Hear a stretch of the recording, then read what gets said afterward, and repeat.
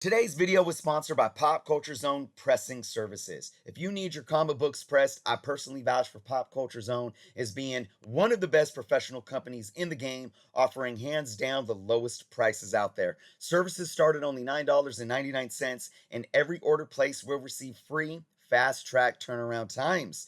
Even though I press comics for my personal collection, whenever I need a professional press for my key comics, I send them off to Pop Culture Zone, and every single book that I've received back, every single one, has had results that have exceeded my expectations, and I am sure that they will exceed your expectations as well. Make sure you go check the link in the description below to head over to their website, popculturezone.com, for complete details on services and how to begin your order.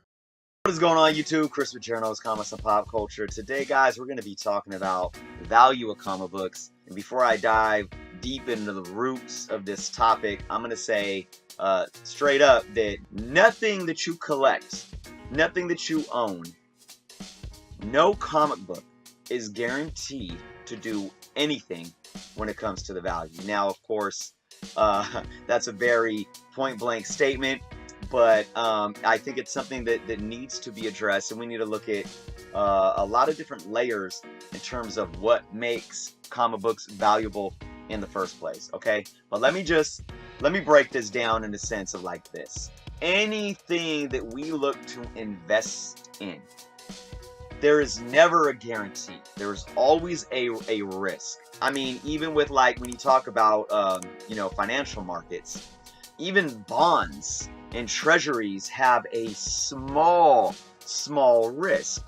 For example, if the stock market crashed and the banks pull out, you can lose your money.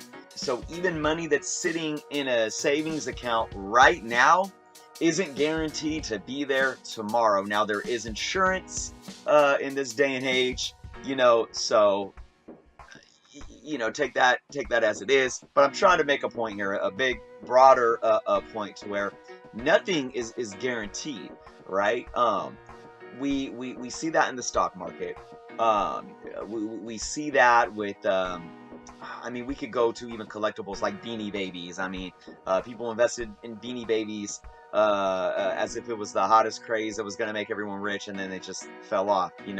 Now, obviously, when we come to comic books, though, investing in comic books is something that's been around for at least 40 years of the genre. When you go back into the 70s and people finally saying, hey, look, there's something to these.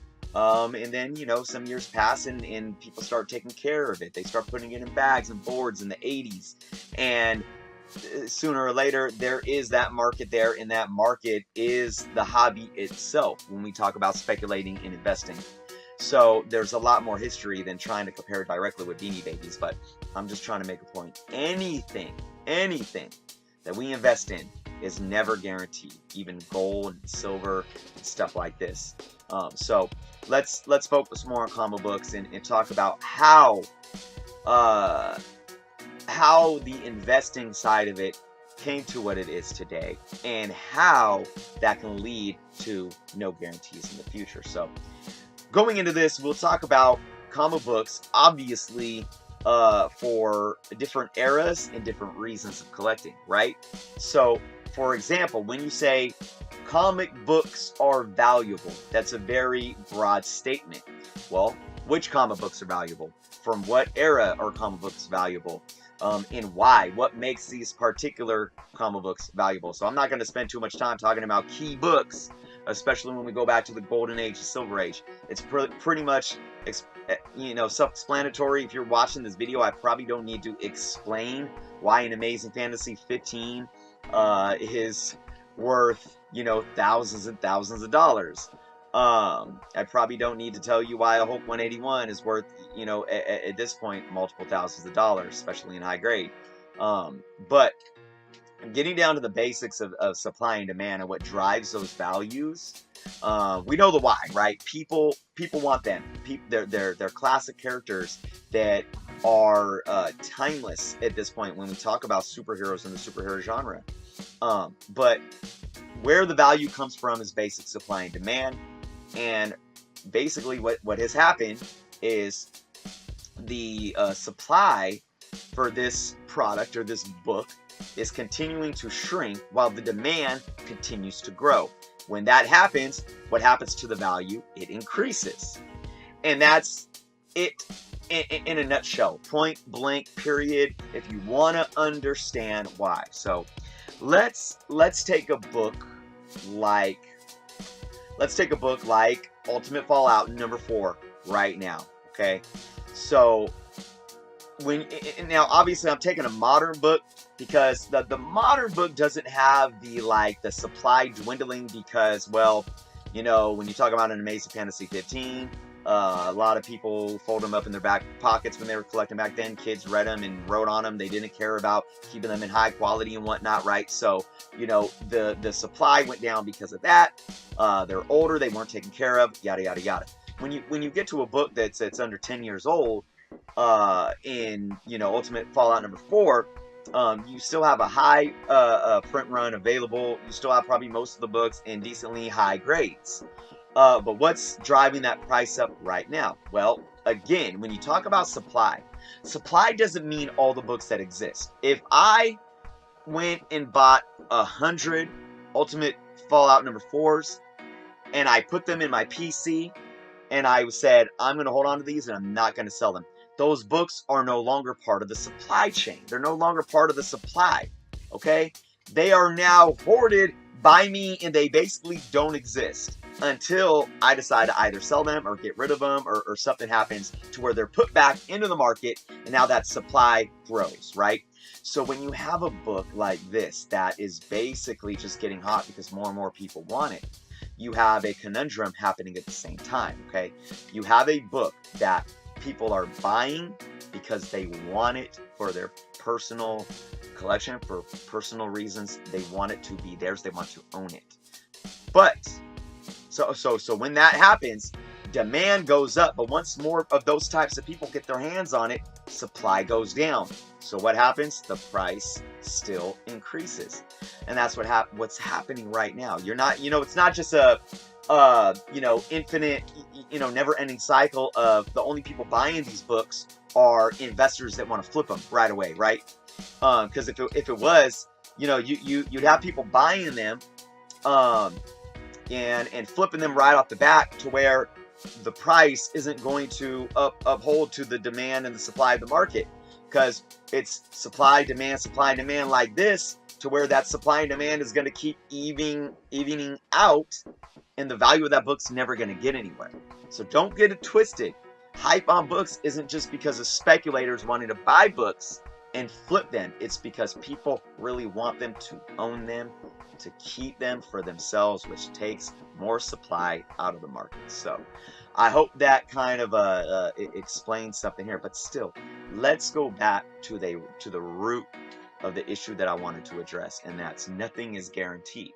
So let's talk, and I talk about this all the time. I say, look, right now, Bronze Age books are where it's at. You have Bronze Age books, Bronze Age keys, like even Hulk 181. That's like I'm telling you, that one's getting there to like the Silver Age keys. Make Spider-Man 129. All the hype around the Warlock books from the 70s. The Spider-Woman books. All these books that you can get anywhere from actually like probably $50 to a couple $100. You have a lot of good first appearances.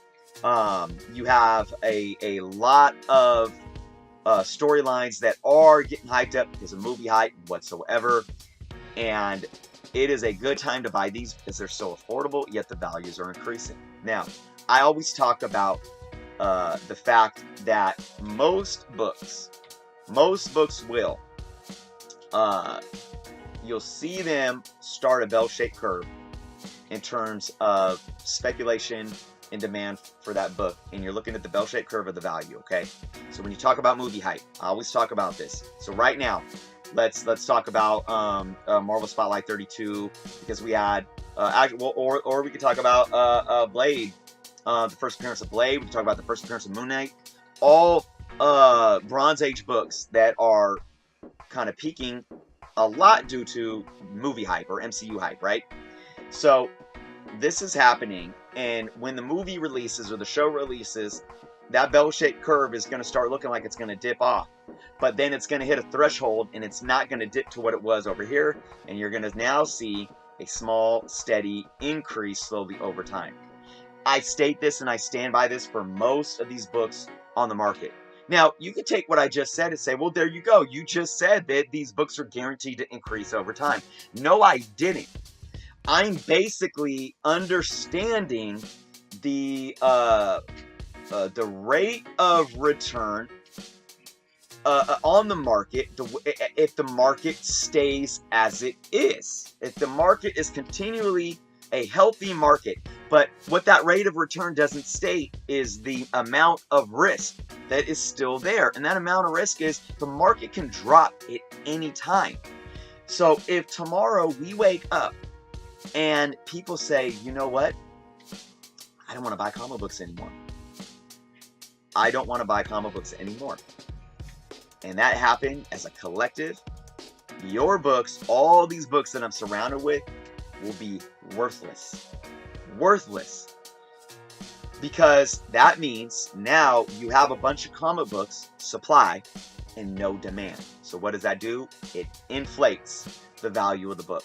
Now, of course, we could be logical here and say that, well, the chances of these things happening are, nil or small, close to none. But that doesn't avoid the fact that when we talk about these things, we have to have a certain degree of knowledge on basic economics and basic supply and demand, and understanding how those things work within the comic book industry themselves. Now, I could always compare the stock market or other types of collectibles or other types of things that people invest in, like property. Property is another big thing. Property is a very lucrative investment, right? For two reasons. For why? Because there's always a demand, right? There's always a demand, and that demand usually is higher than the supply, especially with the growing population. So that's why it's always lucrative for the most part. But even in such a lucrative realm as real estate, it's never guaranteed. I mean, we saw what happened when the economy went into a recession in 2008. I actually, the house that I live in was right now, this house is valued at about 4 times what we paid for it, because we got it as a foreclosure, and it was bank owned and at the lowest point of the recession. So it goes to show you, even property in real estate isn't guaranteed. So coming back to comic books, I want the message here to be that we need to be properly informed, especially if we're going to talk about these things. So I'm going to talk about my platform here as a YouTuber real quick, and before I sum all this up and let you guys go for the day. But when I come out here and do these videos, a lot of it's obviously for fun. It's just showing off comic books, doing hauls, showing what I got in the mail, and it's basic fun. But this is a hobby that people invest in. They invest money, they invest their time. And one thing on my channel is that I'm informative. I don't just show off books, I talk about books. Whether it's the artists, whether it's their values, whether it's what books are hot right now and why you should buy them, or all these different things. And when I talk about these things that are allowing people to listen and learn from, I have a platform, and I need to be responsible in my platform. Because, and I know as a collector myself, I watch YouTube videos to learn. So when I look at a video that says books that you should invest in right now, I'm smart enough to know that these are all people's opinions. But I want to believe that what you're giving me is proper information, right? So that's why when we talk about investing in comics as, say, YouTubers, or if we have a platform, and even if we're not YouTubers and we're just somebody in a public forum, and we're in a Facebook group, it's a comic book group, and they're asking, hey, should I spend this much money on this book? Before you comment, know what you're talking about. And I'm not sitting here saying I know everything.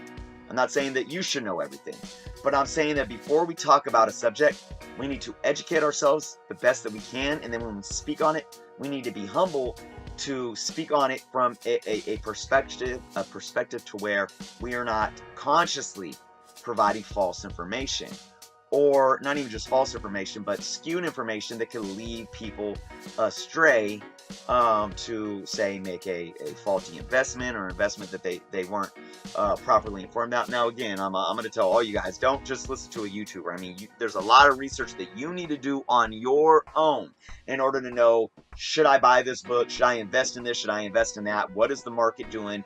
What's the market saying right now? How do I understand the market? And how do I allow my knowledge of the market impact the way that I invest or collect a comic book? So that's just my advice, and that's what I want to let you guys know. I want to be knowledgeable before I talk on a subject, and I want all of you to do so too, because like I said, we may be thinking that we're just talking about silly old comic books. It's you know, a hobby for kids, but I mean, we have a lot riding on this. A lot of this, we're putting our livelihoods into it. This is our livelihood, so let's be educated in what we're talking about. Let's not just come out here and make cool videos talking about a topic because we think it's going to get a bunch of clicks and a bunch of views and it's going to get our subscribers up. Let's not do that. Let's be informed.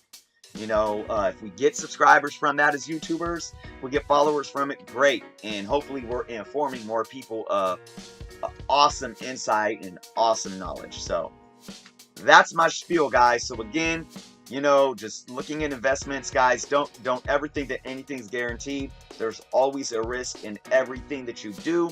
Make sure you educate yourself before making a decision on how or why or where to invest. Look to multiple resources. If it has to do with comic books, sure, listen to us YouTubers. But you know, study the market, study the industry, and know what you're doing. All right, and ask questions. Feel free to ask questions. Don't take advice as, you know, just point blank as fact. Ask questions. Be skeptical. But that's my advice to you guys. I hope that this video was informative. Hope you guys learned something. Let me know what you guys think in the comments. If you have any kind of concerns or questions or feelings about everything that I talked about. Thank you guys for watching. If you haven't subscribed yet, please do so. And until next time.